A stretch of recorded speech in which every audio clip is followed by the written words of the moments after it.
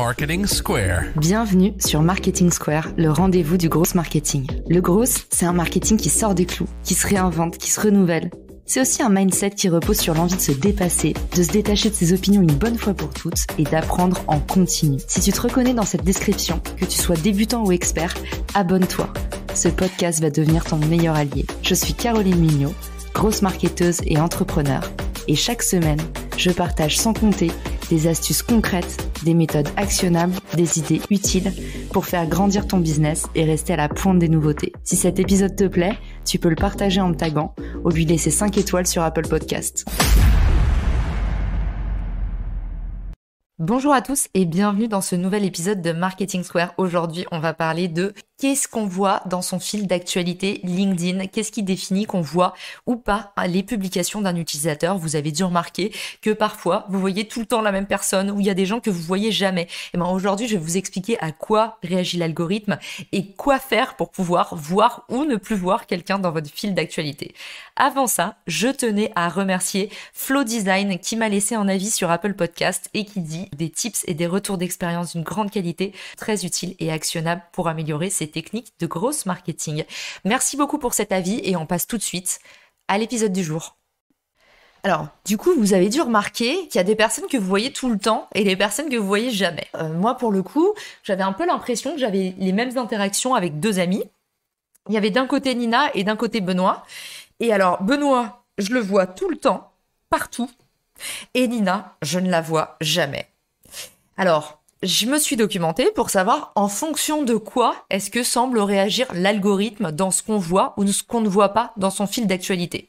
On a eu l'occasion d'en parler, il y a effectivement les fameux hashtags qui jouent un rôle, notamment si je me mets à suivre le hashtag Nina.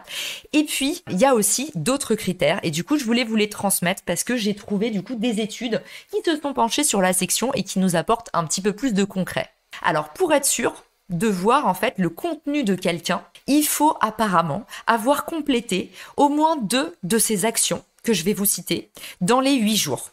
Donc dans la semaine, il faut avoir fait au moins 2 fois une de ces 4 actions. Première action, visiter le profil. Deuxième action, engager avec le contenu, que ce soit un like, un commentaire ou un partage. Troisième action, leur avoir ajouté une compétence. Vous savez, depuis votre profil personnel, vous avez la possibilité de rajouter une compétence. On ne parle pas d'un avis ou d'une recommandation, c'est vraiment juste un clic. Et enfin, le 4e critère, du coup, avoir envoyé un message privé. Et ça, vous le savez, on en a déjà parlé dans ce podcast, l'impact des messages privés est important pour le reach et pour l'engagement. Donc, il ne faut pas s'en passer. Pour résumer, si vous voulez que quelqu'un ressorte davantage dans votre fil d'actualité, il faut soit s'intéresser à son profil, soit lui avoir recommandé une compétence, soit lui avoir envoyé un message en privé dans les 8 jours. À savoir que, en général, vous voyez de 8 à 15% de toutes vos connexions. On ne parle pas des gens qui vous suivent. N'oubliez pas que c'est différent entre followers et connexions. Juste pour vous repartager une statistique que je trouve quand même très intéressante, les followers, ils vont voir votre contenu 5 fois moins que vos connexions. Donc on aura l'occasion d'en reparler, mais ça c'est assez décisif pour prendre votre décision sur le mode créateur qui vous permet d'être plus visible, mais plus visible de vos followers. J'espère que cet épisode vous a plu et vous a été utile. N'hésitez pas à m'envoyer des étoiles sur Apple Podcast si vous l'avez aimé, à vous abonner et à m'envoyer toutes vos questions sur LinkedIn. C'est avec plaisir que j'y réponds et ça me donne tout le temps de l'inspiration pour faire de nouveaux sujets. Je vous dis à très vite dans le podcast. Si t'as écouté jusqu'ici, c'est certainement que cet épisode t'a plu. Ce podcast est rendu possible par Richmaker, le Tinder du B2B comme on l'appelle. C'est une plateforme que j'ai lancée et qui permet d'identifier des partenaires compatibles en fonction de ton business. En gros, dis-moi quels sont tes objectifs marketing et je te dirai qui va t'aider à les dépasser au sein de ton écosystème. Pourquoi aller chercher ses clients un par un quand on peut placer sa croissance en pilote automatique ? Mettre en commun ses ressources, décupler son impact, mutualiser ses coûts.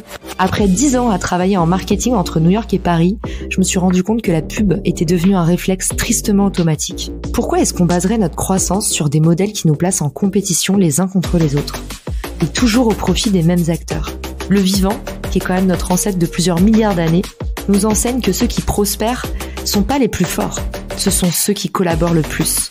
Et si c'était pareil dans le business ? Pour découvrir l'immense pouvoir du co-marketing, j'offre des contenus que tu trouveras nulle part ailleurs sur richmaker.com, onglet Académie. Plus d'excuses, passe à l'action.